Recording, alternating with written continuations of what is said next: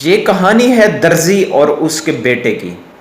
درزی کا بیٹا خوشی خوشی دکان میں داخل ہوتا ہے اور بابا سے کہتا ہے، بابا بابا، جو آپ نے مجھے قاعدہ دیا تھا وہ میں نے ختم کر لیا ہے، میرے استاد نے مجھ سے سنا ہے، مجھ سے لکھوایا ہے، تو میں پاس ہو گیا ہوں اور اگلی کلاس میں چلا گیا ہوں۔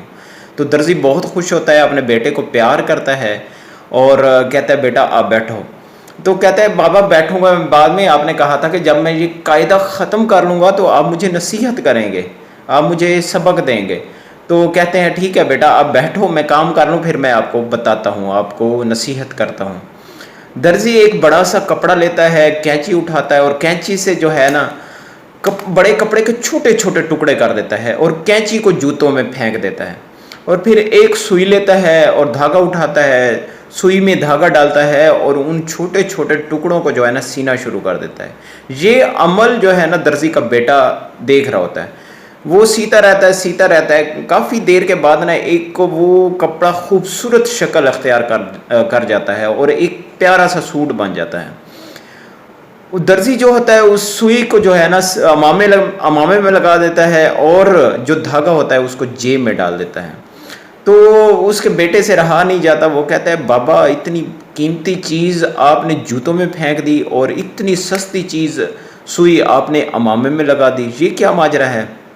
تو کہتا ہے، بیٹا آؤ میں آپ کو بتاؤں۔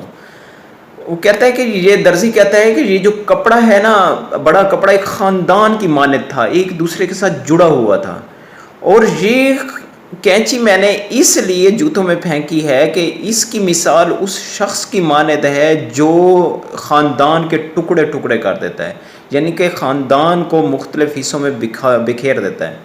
اور سوئی آپ کو بظاہر تو سستی لگ رہی ہے لیکن یہ بہت زیادہ قیمتی ہے، یہ اس شخص کی مانند ہے جو آپ کو دکھائی تو کچھ نہیں دیتا ہے، ایک عام سا شخص دکھائی دیتا ہے، لیکن وہ شخص جو ہے نا اس سوئی کی مانند ہے کہ ایک خاندان کو جوڑ دیتا ہے اور ایک خوبصورت شکل اختیار کر جاتا ہے وہ خاندان۔ اور آپ نے دیکھا ہے کہ یہ دھاگا میں نے جیب میں ڈال دیا تھا، یہ دھاگا جو ہے نا مددگار کے طور پہ استعمال ہوتا ہے۔ دیکھیں میں نے دھاگے کو سوئی میں ڈالا تو اس نے کپڑے کو سیا اور یہ ایک خوبصورت سوٹ بن گیا۔ تو بیٹا ہمیشہ اس نصیحت کو یاد رکھنا، جو قیمتی لوگ ہوتے ہیں، جو آپ کو بڑے بڑے لوگ نظر آ رہے ہیں، یہ جو ہے نا خاندان کو لڑانے کی کوشش کرتے ہیں۔ آپ کو بظاہر تو یہ قیمتی لوگ لگ رہے ہوتے ہیں لیکن یہ خاندان کو لڑاتے ہیں اور ٹکڑے ٹکڑے کر دیتے ہیں۔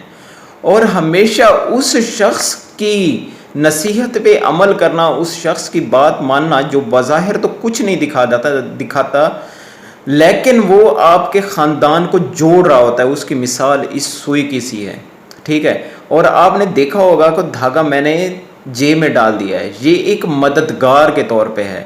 جو مددگار ہوتا ہے نا، ٹھیک ہے، وہ اگر اس مددگار کو سوئی میں نہ ڈالا جائے تو یہ کپڑا نہیں سل سکتا تھا۔ اس لیے آپ لوگ جو ہے نا، آپ بیٹا مخلص دوست اپنے ساتھ رکھنا، جو مخلص دوست ہوں گے نا آپ کے مددگار کے طور پہ آپ کے ساتھ رہیں گے، اور وہ سوئی کے ساتھ آپ کے ساتھ مل کے جو ہے نا، جو شخص ٹکڑے ٹکڑے کرنے والا ہے خاندان کو، وہ جوڑ کر رکھے گا، ٹھیک ہے۔